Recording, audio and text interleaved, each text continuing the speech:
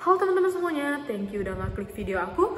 Aku Regi dan hari ini aku mau bawain satu kasus pembunuhan yang menurut para expert sampai tahun 2017 ini adalah satu-satunya kasus pembunuhan tanpa mayat. Wait, what? Tanpa mayat? Yes, betul banget. Ini adalah kasus pembunuhan tanpa mayat satu-satunya di Taiwan. So, gimana ceritanya? Nonton terus, jangan di-skip.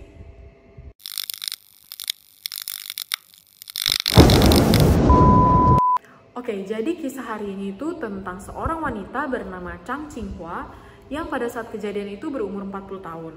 Nah, Qinghua ini bisa dibilang seorang wanita yang berhasil. Qinghua ini lulus dari universitas di Inggris, lalu ketika dia pulang ke Taiwan, dia ini juga membuka kelas private di rumahnya yang kalau misalnya dihitung-hitung uangnya ini pasti banyak sih, karena waktu aku di Taiwan, guru private Inggris itu 1 jam dibayar sekitar 600 sampai 700 NT gitu. Nah, menurut teman-temannya Qinghua ini, dia juga punya sifat yang baik, lemah lembut, dia ini friendly banget, mudah bergaul, dan juga extrovert, dan dia ini bisa dibilang memiliki kehidupan sosial yang berhasil. Qinghua ini punya hobi berdansa, dia ini juga selalu mengisi waktu luangnya dengan berdansa bersama teman-teman klubnya. Dan Qinghua ini punya hobi traveling guys, jadi kan dia ini wanita yang cukup berhasil ya. Uang ini juga udah lumayan cukup banyak, jadi dia ini suka traveling gitu ke luar negeri. Nah, setiap dia traveling, dia ini pasti selalu akan mengabari orang tuanya. Jadi dia ini punya sifat yang agak waspada gitu lah, jadi kalau misalnya dia pergi atau harus ninggalin rumahnya dalam beberapa hari, dia ini pasti kayak telepon salah satu tetangganya gitu yang mungkin punya hubungan baik dengan dia, nitipin rumahnya. Dan nitipin rumahnya itu nggak cuma sekedar minta tolong liatin aja ada tamu atau enggak, tapi kayak misalnya surat-surat di kotak surat gitu. Kalau misalnya ada surat dari bank, dia tuh nitip tolong diambilin gitu. Jadi dia tuh nggak pengen ada orang lain yang bisa ambil-ambil surat dia atau buka-buka surat dia gitu. Nah, suatu hari di bulan Juni tahun 2001, Qinghua ini janjian gitu sama teman-temannya mau pergi nongkrong. Dan Qinghua ini dikenal sebagai orang yang selalu tepat waktu guys. Kayak misalnya kalau janjian, dia ini pasti datangnya tuh di awal-awal. Dan kalaupun misalnya dia ada sesuatu hal yang bikin dia terlambat, dia tuh pasti ngabarin teman-temannya, nggak mungkin dia nggak ngabarin. Tapi anehnya di hari itu Qinghua ini nggak datang, ditungguin sama temen-temennya sampai mereka selesai hangout pun Qinghua ini nggak ada kabar, kayak diteleponin nggak dijawab, di SMS nggak dibales. Akhirnya temen-temen ini ya udahlah gitu kan, mungkin ada sesuatu hal yang sangat-sangat urgent banget, jadi dia nggak bisa ngabarin. Tapi ditunggu sampai keesokan harinya Qinghua ini tetap nggak ada kabar guys, dan ini bikin temen-temennya tuh mulai khawatir sama dia. Akhirnya teman-teman ini memutuskan untuk menelpon orang tuanya Qinghua, menanyakan kabarnya Qinghua ini. Dan setelah ditelepon ke orang tuanya juga bilang kayak, oh enggak, kayak memang udah 2 hari ini Qinghua nggak ada ngasih kabar, padahal biasanya tuh setiap hari ngasih kabar. Akhirnya orang tuanya juga mulai khawatir dong ya, akhirnya orang tuanya datang ke rumahnya Qinghua ini, jadi Qinghua ini tinggal sendiri di Taipei, dan orang tuanya itu datang ke kediamannya Qinghua, ngecek keadaan anaknya, tapi begitu diketok pintunya tuh nggak ada yang jawab. Di belnya dipencet-pencet pun nggak ada yang jawab, nggak ada yang keluar guys. Diteleponin pun juga nggak diangkat. Dan orang tuanya ini kan jadi panik ya, akhirnya mereka ini memutuskan untuk menghubungi pemadam kebakaran setempat untuk bantu mereka buka pintunya. Gak lama petugas pemadam kebakaran datang, bantuin buka pintu, dan akhirnya orang tuanya bisa masuk.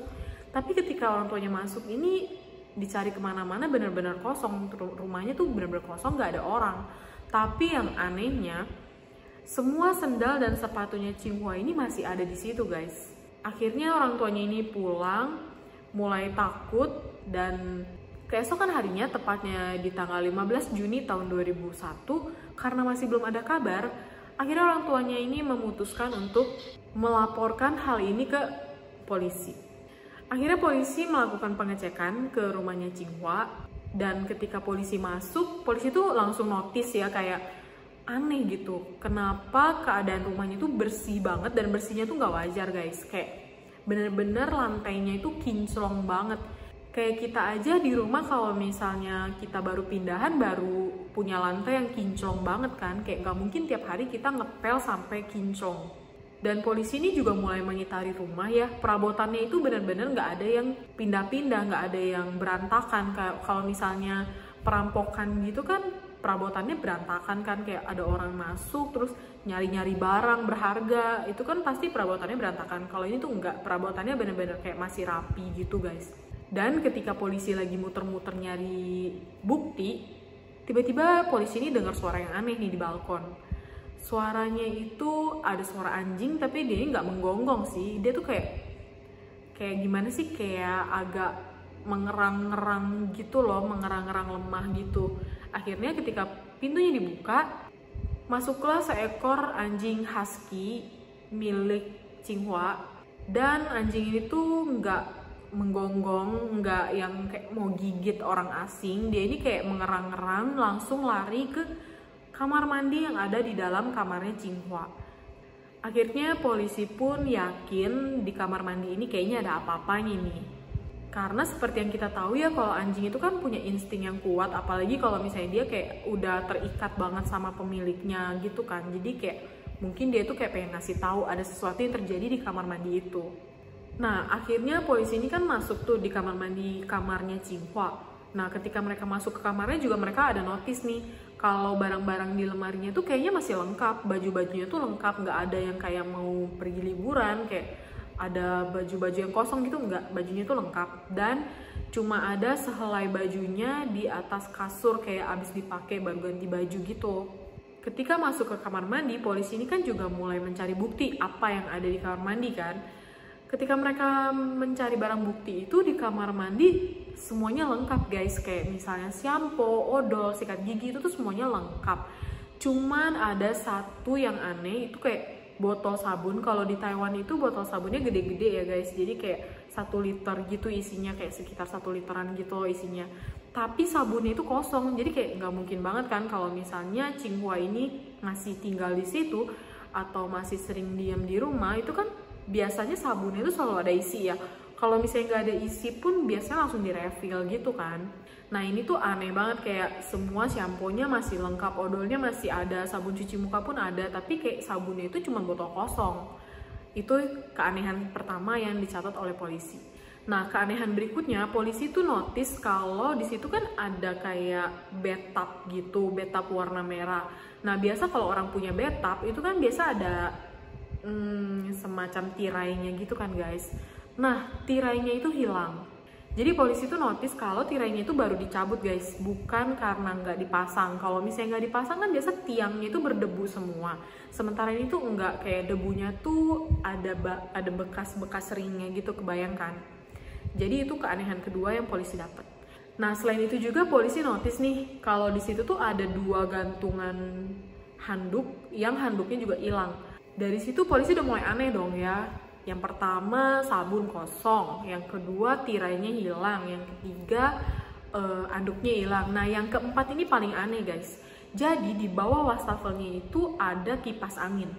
Oke, kipas angin, bukan X-House ya. Ini tuh kipas angin bener-bener yang muter gitu. Dan itu kan kayak pakai colokan gitu, jadi dia tuh bukan yang kayak nggak ada kabelnya atau yang wireless atau yang kayak gimana gitu, enggak ya. Ini tuh kipas angin yang ada kabel listriknya. Jadi kalau misalnya kita lihat lagi ke sifat-sifatnya Tsinghua yang nggak pernah terledor, yang anaknya tuh waspada, nggak mungkin dia taruh kipas angin yang kalau kena air itu bisa konslet dan bisa kebakaran. Lagi pula sekarang logikanya nih, waktu itu kan bulan-bulan Juni, udah mulai masuk ke musim yang lebih dingin udaranya. Gak mungkin kan orang mandi perlu kipas angin. Dan di musim panas pun kayak gak mungkin aja kita mandi pakai kipas angin gitu ya. Bisa masuk angin ya gak sih? Nah dari situ polisi pun notice kalau ini adalah salah satu keanehan. Dan akhirnya polisi pun memutuskan kalau di kamar mandi ini harus dicari sampai dapet barang buktinya. Entah itu sidik jari, entah itu telapak kaki mungkin, dan lain-lain. Dan setelah dicari dengan teliti, akhirnya polisi ini notice satu lagi keanehan di kamar mandinya guys. Jadi kalian tahu kan kalau misalnya kamar mandi itu biasanya dindingnya itu pakai keramik biar nggak rembes gitu kan. Nah, dia kan ada bathtub, di atasnya itu keramik. Di antara keramik sama bathtub itu kan biasa suka ada jeda kayak sekitar 1 cm kan guys. Di situ ada bercak-bercaknya. Polisi pun mikir dong kayak, oh mungkin karena dia wanita, ada bulanan dan gak sengaja masuk ke situ. Tapi kalau dipikir dengan logika lagi kan gak mungkin ya. Kalau misalnya lagi bulanan itu kan dia jatuhnya ke bawah kan, gak mungkin ke tembok situ. Dan akhirnya polisi pun kayak mikir, ya udahlah yang penting kita cek dulu ini tuh noda darah atau noda cat atau noda apa. Setelah diambil sampelnya dan dicek ternyata bener itu tuh adalah bercak darah guys. Nah akhirnya bercak darah ini tuh dibawa ke lab dan polisi pun minta sampel DNA dari orang tuanya Qinghua ini dan dicocokin. Dan ternyata bener aja kalau misalnya bercak darah ini tuh darahnya si Qinghua. Karena polisi kaget dengan hasil ini, polisi pun kayak mau ngecek nih di kamar mandi. Karena meskipun gak kelihatan, kita kan tetap bisa ngecek kalau misalnya di situ tuh dulunya ada bekas darah atau enggak. Jadi kayak pakai sinar ultraviolet gitulah guys. Nah akhirnya sama polisi ini dicek. Setelah dicek mereka ini bener-bener kayak kaget banget karena di kamar mandi yang ukurannya cuma 2x2 meter itu ditemukan 107 titik bercak darah guys. Jadi titiknya itu bukan cuma titik-titik doang, tapi kayak ada yang mungkin 1 titik itu ada yang besar, terus ada yang bekas kayak udah dilap gitu. Jadi bener-bener kayak banyak banget kan 107 titik di ruangan 2x2 meter guys. Dan ada satu hal lagi yang dinotis polisi guys. Jadi semua tempat sampah di rumahnya Qinghua ini bersih kecuali tempat sampah yang ada di dapur. Dan itu aneh karena dia ini dinyatakan hilang kan sekitar hari Sabtu atau hari Minggu. Sementara di hari Sabtu di Taipei di bagian rumahnya dia itu nggak ada mobil pengangkutan sampah. Jadi mobil pengangkutan sampah tuh libur setiap hari Sabtu di tempatnya dia. Nah ini tuh aneh karena kalau misalnya logikanya ya kalau misalnya dia memang hilang sekitar hari Sabtu atau hari Minggu, harusnya dia ini masih ada sampah yang bekas hari Jumat dong, karena kan nggak bisa dibuang. Sampah hari Jumat ini kan harusnya dibuangnya hari Minggu, tapi dia ini kan dinyatakan hilang hari Sabtu atau hari Minggu. Jadi ini juga sesuatu keanehan yang dinotis polisi. Jadi setelah diteliti lebih lanjut, polisi ini menemukan kalau di tembok bagian depan kamarnya Qinghua itu tuh ada kayak bekas benturan gitu guys. Jadi sejauh ini polisi berspekulasi kalau Qinghua ini di kepalanya tuh dibenturkan ke tembok itu, lalu ketika dia pingsan dibawa ke kamar mandi di kamarnya, mungkin pakaiannya itu dibuka dulu lalu ditinggalkan di kasur, lalu akhirnya dibunuh di dalam kamar mandi itu. Karena kan darahnya itu banyak banget.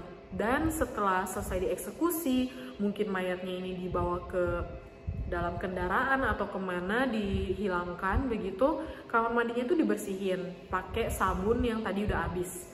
Dan dilap akhirnya pakai anduk yang hilang itu, lalu dikeringkan pakai kipas angin yang tadi ketemu di bawah wastafel.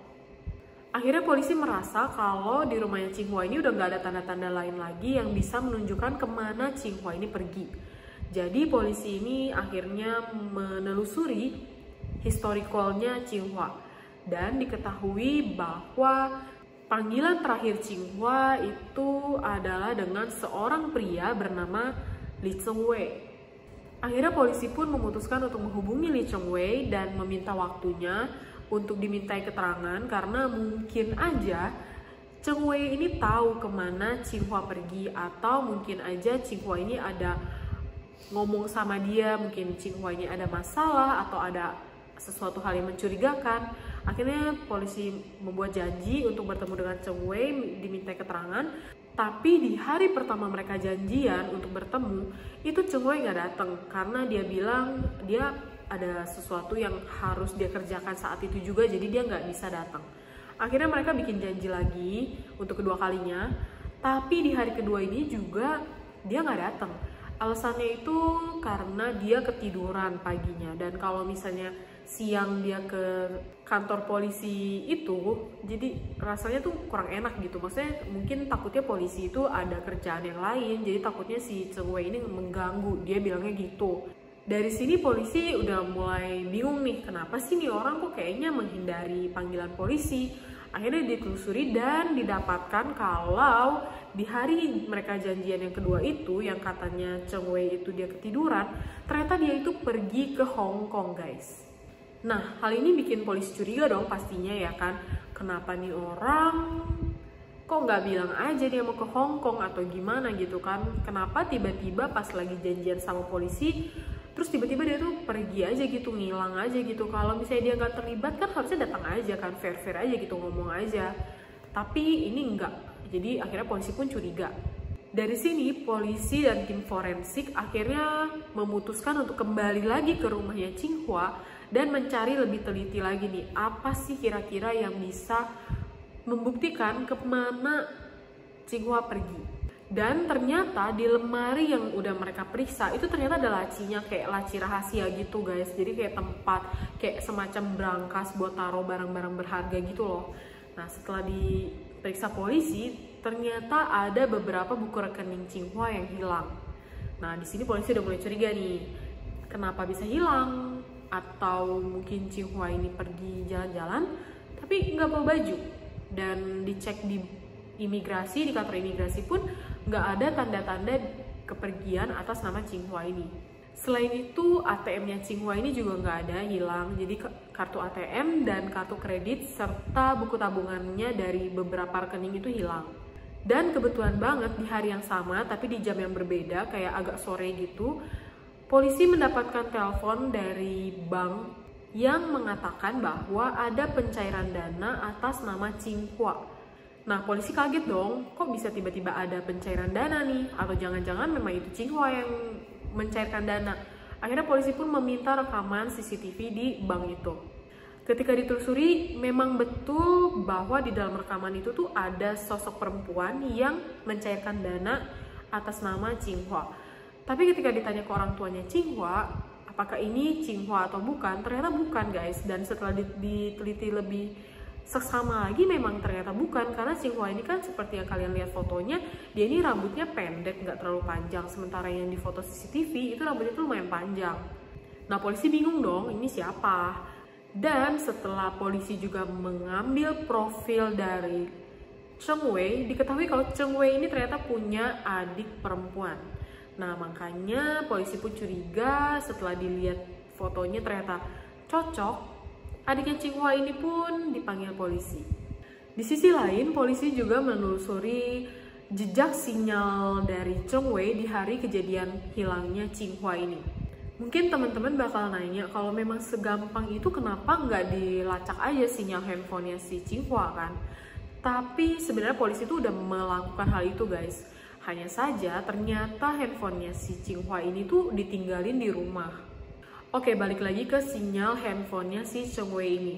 Dari penelusuran jejak sinyal handphonenya si Cheng Wei, polisi akhirnya mengetahui bahwa di hari itu Cheng Wei memang ke rumahnya Tsinghua.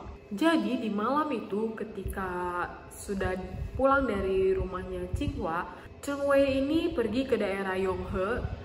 Lalu diketahui dia ini balik lagi ke rumahnya Tsinghua, lalu akhirnya dia pergi lagi. Dan sekitar jam 1, Cheng Wei ini kayak muter-muter di daerah Chingshan sebelum akhirnya memutuskan untuk kembali ke Yonghe. Jadi di Chingshan ini tuh dia lama gitu ya, kayak sekitar 2-3 jam di Chingshannya doang, muter-muter sekitar jam 1 malam. Polisi pun juga mulai berpikir kan, ngapain ya dia kayak gini kan, muter-muter gitu, subuh-subuh lagi. Akhirnya polisi pun berspekulasi, apa mungkin Cheng Wei ini lagi membawa mayat dari Tsinghua untuk dibuang, untuk menghilangkan jejak pastinya. Dan kalau misalnya dugaan mereka ini benar, Cheng Wei ini memindahkan nggak mungkin pakai motor, karena kan setelah ditelusuri kayak begitu banyak darah yang dikeluarkan oleh si Tsinghua ini, jadi nggak mungkin dia bawa pakai motor kan. Jadi ditelusurilah mobil atas nama Cheng Wei, ternyata nggak ada. Jadi si Cheng Wei ini nggak pernah punya mobil, nggak pernah beli mobil atas nama dia. Jadi polisi pun berpikir, oh mungkin dia sewa. Jadi sementara ini dugaan polisi adalah Cheng Wei membawa mayatnya Tsinghua memakai mobil sewaan, dan setelah membuang mayatnya di daerah Chingshan, Dia pun kembali dengan mobil sewaan, mengambil barang-barangnya, packing, lalu ke bandara untuk melarikan diri ke Hong Kong. Dan mobil sewaannya itu ya udah dibiarinin aja di bandara gitu kan, karena dia juga udah nggak peduli juga. Oke, selanjutnya itu adalah adiknya Cheng Wei yang tadi terlihat di bank lagi mencairkan dana, dipanggil ke kantor polisi untuk memberikan kesaksian.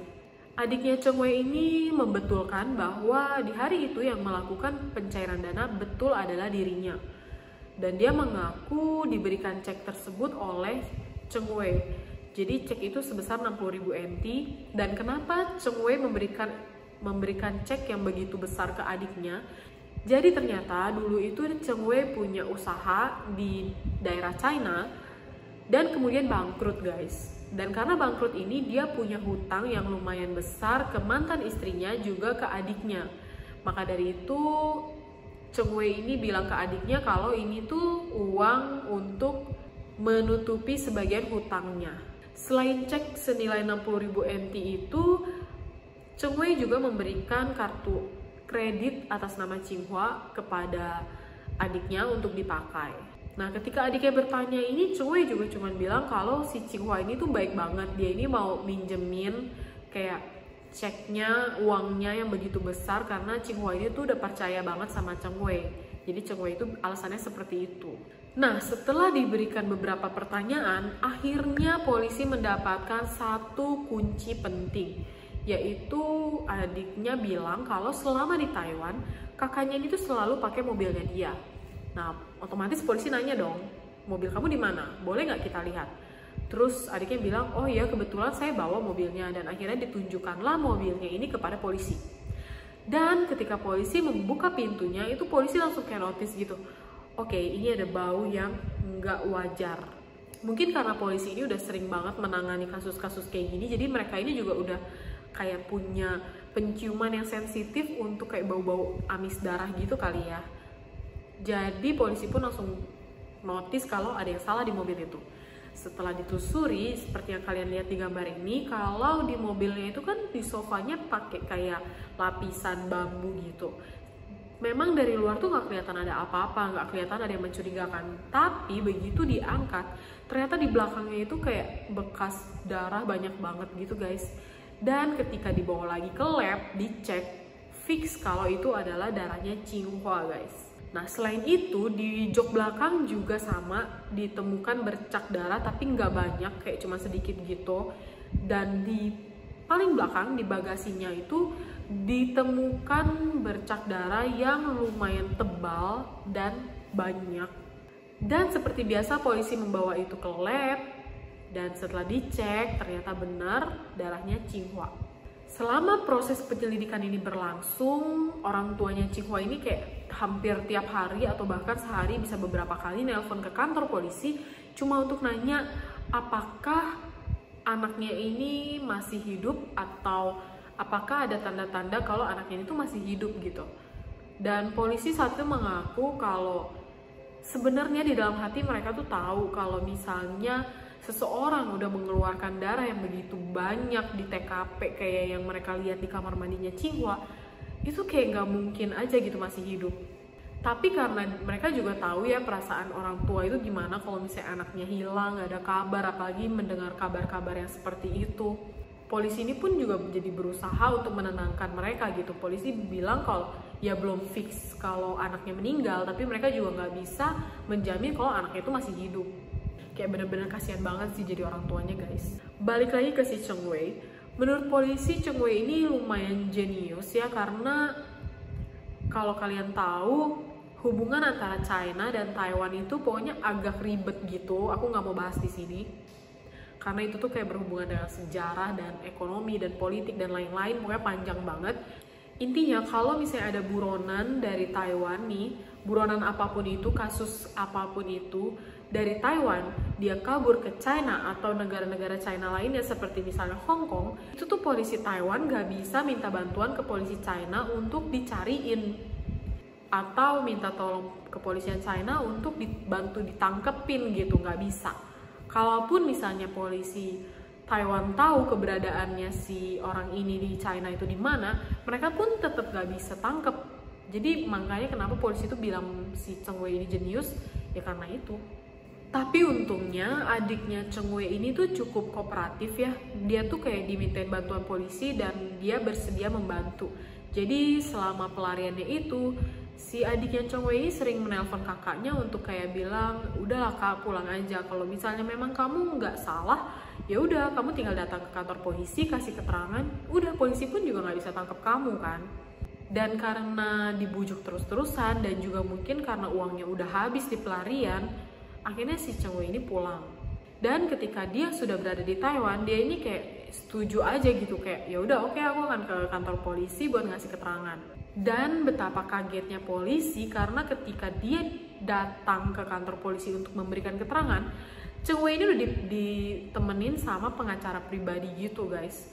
Jadi kayak polisi tuh udah notice, oh ini orang tuh udah siap banget, kayak kita tuh belum bilang dia tersangka, tapi dia tuh udah datang sampai bawa-bawa pengacara gitu, berarti kan dia udah siap banget kan. Nah di kantor polisi itu dia menjelaskan kalau ya memang dia di hari itu tuh ke rumahnya si Tsinghua, tapi pertama dia tuh bilang kalau dia tuh nggak masuk ke rumahnya Tsinghua, dia tuh kayak cuma ngobrol di pintu aja gitu. Dan itu pun karena mereka tuh cuma ngobrolin soal bisnis. Jadi ceritanya si Tsinghua ini kan memang suka main saham, dan si Cheng Wei ini kayak nawarin saham gitu ke si Tsinghua. Udah sebatas itu aja. Tapi kata polisi, kayaknya nggak bener deh. Kayaknya ada bukti-bukti yang menjelaskan kalau kamu ini masuk ke rumahnya Tsinghua. Terus kayak dia langsung merubah lagi jawabannya. Dia bilang, oh iya enggak, aku baru ingat kalau waktu itu tuh aku masuk ke rumah itu. Dan setelah itu saya baru pulang.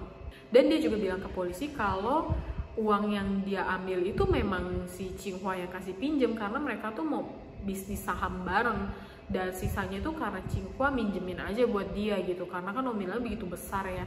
Tapi ketika polisi nanya memang saham apa, dia tuh kayak bingung gitu jawabnya. Dan kalau misalnya main saham kan dia biasa kayak ada sertifikat atau surat-surat yang menjelaskan tentang bisnis sahamnya itu kan. Ketika diminta juga dia kayak nggak bisa ngebuktiin gitu, nggak bisa ngasih tunjuk ke polisi. Makanya aneh kan. Dan ketika polisi nanya kenapa di mobil adiknya itu ada bercak darahnya si Tsinghua, dia juga nggak bisa jawab, kayak dia bilang nggak tahu.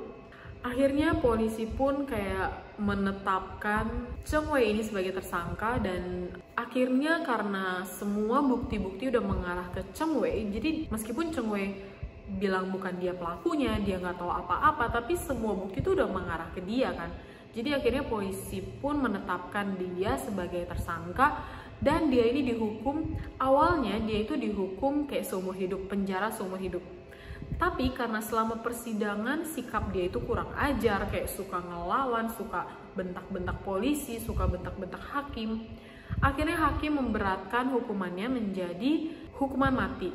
Tapi hakim yang lain pun berpendapat kalau sebenarnya si Cheng Wei ini kan balik ke Taiwan karena inisiatifnya sendiri kan. Jadi akhirnya mereka pun mengembalikan hukumannya jadi hukuman penjara seumur hidup guys. Dan selain itu juga dia ini harus membayar denda sebesar 257.000 NT kepada kedua orang tuanya si Tsinghua ini. Tapi sedih banget sih karena ketika diwawancarai pun orang tuanya bilang kayak, buat apa uang sebesar itu, tapi saya harus kehilangan anak saya. Gimana kalau saya tukar? Saya bayar kamu 100.000 NT tapi kembalikan anak saya. Sedih banget sih dengernya guys. Oke, tadi itu adalah kasusnya Tsinghua secara logis mungkin. Dan sekarang aku mau ceritain kayak beberapa fun fact gitu yang nggak tahu sih percaya nggak percaya, cuman ketika aku denger sih cukup bikin aku merinding guys. Jadi guys, ceritanya waktu penyelidikan itu ada 2 orang. Yang satu adalah polisi, yang satu lagi adalah tim forensik. Mereka berdua ini ditugaskan untuk membuat rekaman di rumahnya si Tsinghua. Jadi untuk kayak investigasi. Jadi mereka ini bawa 2 kamera. Dulu pakai handycam gitu ya guys, bukan kamera yang pocket. Jadi dulu tuh kayak rekamnya pakai handycam. Mereka tuh bener-bener harus ngerekam sedetail mungkin di rumah itu, segala macam detail. Dan mereka tuh udah ngerekam semuanya. Terus akhirnya kan mereka kayak bagi tugas gitu guys. Nah yang satu itu dia masuk ke kamar mandinya Tsinghua untuk kayak ngerekam gitu kan. Tapi ada satu titik yang kayak dia ngerekam situ kameranya tuh mati. Ya dia pikir mungkin habis baterai gitu kan. Akhirnya dia tuh panggil temennya buat kayak tukeran dulu handicapnya sementara, karena dia tuh tanggung banget, tinggal sedikit lagi tuh beres. Dan ketika ditukar handicapnya, pas dia ngerekam lagi, di titik itu tuh handicapnya mati lagi guys. Dan aneh dong, akhirnya dia tuh kayak nanya gitu ke temennya. Terus temennya bilang, enggak kok handicap kamu nggak apa-apa, aku rekam di depan tuh handicapnya nggak mati. Dan ketika dia keluar, dia cobain dua-duanya, handicapnya tuh nyala guys. Oh my god. Terus ketika dia balik lagi ke kamar mandi Tsinghua dan dia nyobain, dan kameranya mati lagi di titik yang sama. Oke, aku merinding. Dan ketika mereka pulang nih guys, si polisi ini tuh kayak dimimpiin gitu. Dia tuh ditarik sama seorang wanita. Dia nggak lihat mukanya, tapi dia lihat perawakannya gitu dari belakang gitu kan, karena ditarik gitu. Dia tuh dari belakang kayak cuma ngikutin dia doang. Dan dia tuh kayak inget banget di mimpinya itu di jalanan yang kayak jalanan batu gitu kecil. Di sebelah kanan tuh kayak gunung, di sebelah kiri tuh kayak pepohonan, kayak perkebunan gitu. Dan di depannya tuh ada laut guys. Jadi dia tuh kayak dibawa sama cewek itu. Nah ketika dia jalan dan hampir sampai ke laut, ada seorang kakek-kakek yang kayak nepuk tangannya dan suruh dia pulang guys. Dan ketika itu juga dia bangun. Keesokan harinya di kantor polisi, kayak dia tuh ngomong ke atasannya, dia tuh bilang kayak, dia tuh kayak ceritain lah semua mimpinya. Dan betapa terkejutnya ketika si atasannya itu bilang kalau temennya satu lagi yang tadi berdua ke rumahnya Tsinghua itu, yang satu lagi itu yang tim forensik, dia juga dimimpin hal yang sama guys. Jadi kayak bener-bener atasannya tuh mikir kayak gak mungkin bohong dong, mereka berdua kan kayak hari itu belum ketemu gitu, shiftnya beda. Dan ketika diceritain di waktu yang berbeda, mimpinya tuh sama persis guys. Akhirnya karena mereka juga ya udah percaya nggak percaya juga kan, dan mereka tuh kayak menelusuri tempat seperti yang mereka deskripsikan, dan ketemu ada satu lokasi yang mirip banget kayak gitu di daerah Tsinghua. Akhirnya kedua orang ini, yang si polisi dan tim forensik ini pun kesana untuk kayak nyari bukti-bukti guys. Jadi kayak mungkin si Tsinghua ini dibunuh di sana atau dibuang di situ. Mereka pun kayak pergi cari bukti. Tapi sayangnya nggak ketemu apa-apa. Tapi mereka tuh kayak yakin banget di situ tuh pasti ada sesuatu gitu. Dan menurut aku perkiraan mereka ini terjawab di kisah yang kedua. Jadi di kisah yang kedua ini tuh ada kayak seorang polisi, dia ini dari awal nggak terlibat sama kasusnya Tsinghua ini, jadi dia tuh bener-bener nggak tahu siapa itu Tsinghua, bener-bener nggak tahu di kasusnya itu kenapa. Tapi dia ini ditugaskan untuk bikin police line. Jadi ceritanya rumahnya Tsinghua ini kan belum di police line dari awal penyelidikan, karena kan juga belum fix dia ini meninggal kan. Akhirnya dia ini kayak ditugasin suatu malam ketika mau pulang ke rumahnya, karena lewat situ dia pun akhirnya kayak dimintain tolong sama atasannya buat sekalian dong kalau pas kamu pulang lewatin rumah ini tolong sekalian di police line. Dia pun kayak mengiyakan, dia pulang ke rumahnya dan dia mimpi guys. Jadi dia itu mimpi kayak dia tuh ada di tengah-tengah lautan gitu, di tengah-tengah danau yang cantik banget dia bilang. Terus di sekitarnya itu ada kayak gunung dan juga ada perkebunan. Lalu dia itu tiba-tiba dengar kayak ada suara cewek nangis guys. Nah ketika itu dia tuh kayak nggak notice gitu, di mana sih yang nangis gitu kan. Tapi nggak lama kemudian kayak ada cewek yang minta tolong untuk naik ke perahunya dia gitu. Jadi dia tuh kayak ceweknya tuh kayak tenggelam gitu, dia tuh kayak ngetok-ngetok kapalnya guys. Oke, setelah itu dia tolongin naik ke kapalnya. Tiba-tiba mereka itu kayak udah pindah lokasi, tiba-tiba tuh ada di suatu kamar mandi dan ceweknya itu tetap nangis. Ceweknya itu tetap nangis dan nunjuk ke sana ke sini kayak, kamu lihat gak ini, itu tuh semuanya milik saya. Jadi maksudnya tuh darah-darah yang ada di situ tuh milik saya, dan dia tuh kayak nangis terus dan dia tuh bilang kayak, tolong saya tuh benar-benar menderita. Oke, dan dia tuh kayak masih inget dong ya ceweknya tuh kayak gimana. Begitu besoknya dia masuk ke kantor, dia tuh kayak kaget banget karena dia nggak sengaja lihat satu foto di papan yang bukan ruangannya dia dan agak jauh dari ruangannya dia. Cuman karena dia waktu itu harus mengantarkan suatu dokumen ke ruangan itu, dia tuh nggak sengaja lihat foto cewek di papan itu. Dan dia kayak langsung kaget banget karena cewek itu tuh persis banget sama yang ada di mimpinya dia. Dan oke, kalian tahu guys, cewek itu Tsinghua. Next, yang ketiga ini aku nggak tahu sih apakah ini orang iseng atau beneran Tsinghua. Jadi ceritanya itu di kantor polisi kan selalu 24 jam ada orang. Dan di beberapa hari setelah penyelidikan ini dimulai, itu tuh kayak setiap malam guys, setiap malam jam 1 subuh selalu ada telepon. Dan begitu teleponnya diangkat, itu nggak ada suara apa-apa selain cewek nangis. Cewek nangis guys. Dan kayak udah 10-15 menit gitu didiemin, teleponnya mati. Oke, dan yang terakhir ini datang dari aku sendiri. Aku nggak tahu sih ya, mungkin apa karena sugesti atau kebetulan aja. Tapi ketika aku nge-research tentang cerita ini, aku kan ketik di komputer gitu kan. Aku ketik di komputer tentang data-datanya, skripnya, apa cerita ini yang mau aku bawain ke kalian. Dan aku yakin banget itu tuh udah aku save guys. Udah aku save tulisannya. Terus aku kayak tinggalin komputer aku buat istirahat sebentar, kayak sejam 2 jam. Dan aku yakin banget gak ada yang nyentuh komputer aku karena memang gak ada orang di sekitar situ. Dan aku juga istirahatnya tuh bener-bener gak jauh dari komputer aku guys. Dan ketika aku balik lagi, skrip aku hilang guys. Tapi filenya masih ada, jadi kayak bukan filenya kehapus, tapi cuma isinya doang kehapus. Sumpah aku merinding guys. Dan kayak aku sampai bingung gitu mau ceritain cerita ini ke kalian atau aku ganti topik. Tapi karena menurut aku cerita ini menarik, jadi ya udahlah, aku akhirnya tetap bawain buat kalian. Tapi aku nggak bikin skripnya di komputer, jadi aku bener-bener kayak tulis tangan di buku guys, karena filenya hilang. Oke guys, jadi itu dia satu-satunya kasus pembunuhan tanpa mayat di Taiwan.